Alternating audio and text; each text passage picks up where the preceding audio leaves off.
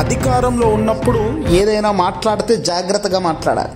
ప్రతిపక్షంలో ఉన్నప్పుడు ఏది మాట్లాడినా ఆధారాలతో మాట్లాడాలి. ఆధారాలు లేకుండా మాట్లాడితే ఆధారాలు నిరూపించే స్థాయిలో మనం వచ్చినప్పుడు అవి నిరూపించలేకపోతే మనం అడ్డంగా తప్పులో పడిపోతాం. దొంగ అనే ముద్ర కూడా వేసే కార్యక్రమం చేస్తారు ప్రజల్లో.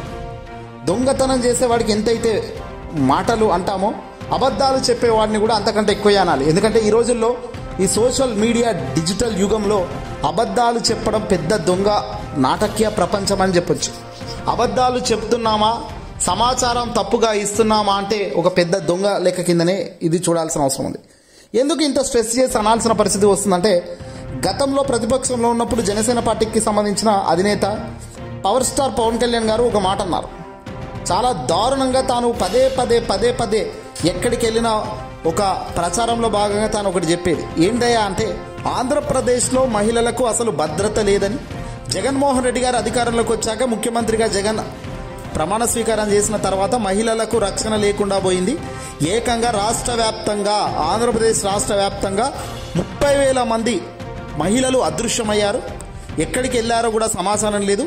నేను చెప్తుంది కేంద్ర మంత్రులు నాతో చెప్పిన విషయాలు అంటూ సోకాల్డ్ పవన్ కళ్యాణ్, ప్రస్తుతం డిప్యూటీ సీఎం హోదాలో ఉన్న ఈ పవర్ స్టార్ పవన్ కళ్యాణ్ గారు గతంలో చేసిన వ్యాఖ్యలు అందరికీ తెలిసిందే. మరి ఇప్పుడు అధికారం వీళ్ళ చేతిలోనే ఉంది. కేంద్రంలో వీళ్ళకి ఎవరైతే కేంద్ర మంత్రులు చెప్పారో వాళ్ళే అధికారంలో అక్కడ ఉన్నారు, ఇక్కడ వీళ్ళే ఉన్నారు. మరి ఎందుకు ఆ 30,000 మంది ఎక్కడికి వెళ్ళారు, మహిళలను ఎవరెవరు అదృశ్యం చేశారు ఏంటి అనేది మాట్లాడే ప్రయత్నం ఇప్పుడు పవన్ చేయడం లేదు. అయితే తాజాగా దీనిపై సంచలన అప్డేట్ అయితే వచ్చింది.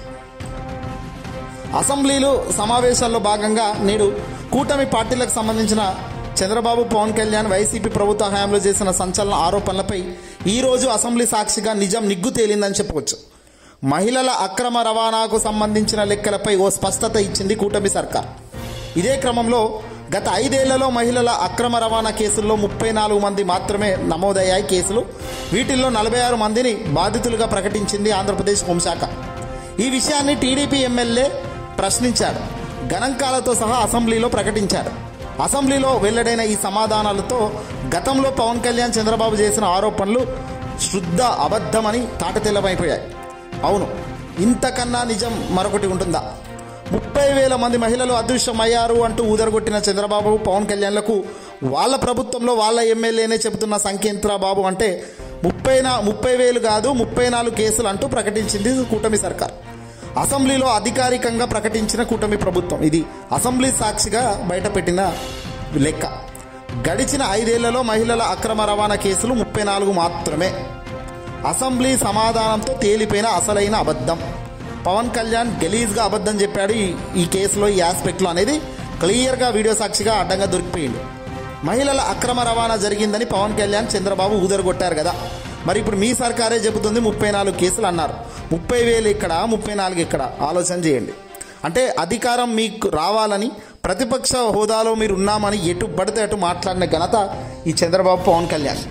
అధికారం కోసం ఏదైనా మాటలు మాట్లాడతాము, ఎంత దాకైనా పోతాము అంటే చివరికి ఈ స్థాయికి వచ్చింది. వాలంటీర్ల ద్వారా మహిళలకు అక్రమ రవాణా జరిగిందంటూ ఆనాడు పవన్ కళ్యాణ్ అయ్యా పెద్ద మనిషి చాలా ఘోరంగా ఆయన అబద్ధాలు చెప్పాడు. 30,000 మంది మహిళలు కనబడడం లేదు, చాలా పెద్ద సంచలనం ఇది అన్నాడు. అసెంబ్లీలో బట్టబయలైన ప్రస్తుతం టీడీపీ పవన్ కళ్యాణ్ దుష్ప్రచారం కాదా ఇది? మరి దీన్ని ఇలా దుష్ప్రచారం చేసిన వాళ్ళను ముందుగా కేసులు పెట్టి లోపడేయాల్సిన అవసరం లేదా? ఎలాంటి తప్పు చేయని వాళ్ళను, సోషల్ మీడియా యాక్టివిస్టులను అరెస్ట్ చేస్తున్న ఈ కూటమి సర్కార్ గతంలో మీరు చెప్పిన లెక్క తప్పు అని మీ ప్రభుత్వంకు సంబంధించిన, మీ శాఖలకు సంబంధించిన వ్యక్తి ఇప్పుడు ఈ లెక్కలు చెప్తుంటే మరి ఇది కరెక్టా తప్పా అన్నది కూడా ఆలోచన చేయాలి. 34 మంది ఎక్కడ, 30,000 కేసులు ఎక్కడ? 30,000 మంది అదృశ్యం అయితే మరి పవన్ కళ్యాణ్ ఇప్పటిదాకా ఎందుకు దానిపై సుమోటోగా యాక్షన్ తీసుకోవడం లేదు? ఎందుకు ఇంకా అదే పద్ధతిలో ఆయన సైలెంట్గా ఉంటున్నాడు? మాటలు మాట్లాడయ్యా అంటే ఎటు పడితే అటు మాట్లాడే వ్యక్తి కాదు లీడర్ అంటే. ఏదైనా మాట్లాడితే ఆధారాలు ఉండాలా, ప్రజలు నమ్మేటట్టు ఉండాలా. అలా లేనప్పుడు ఎప్పుడు కూడా ప్రజలు నమ్మరు. అలాంటి వ్యక్తిని ఎప్పుడు కూడా మరోసారి ఎన్నుకోరు. పొరపాటున గెలిపించారేమో కాబోలు, కానీ మళ్ళీ అవకాశం అయితే రాకుండా చేసుకునే దానికి ఇవన్నీ కూడా పునాదులని మాత్రం గట్టిగా మాత్రం చెప్పవచ్చు. ఈ వీడియో అసలు లైక్ కొట్టి తప్పక షేర్ చేయండి.